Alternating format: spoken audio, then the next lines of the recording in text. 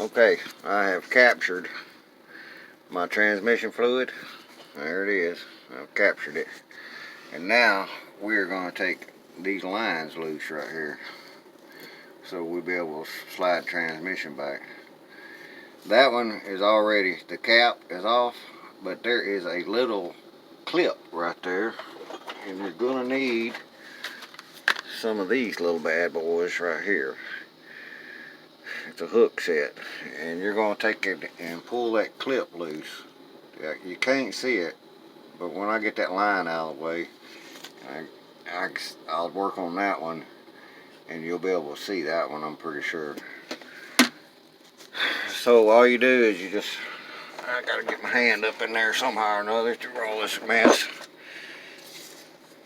I can't do it that way. Alright.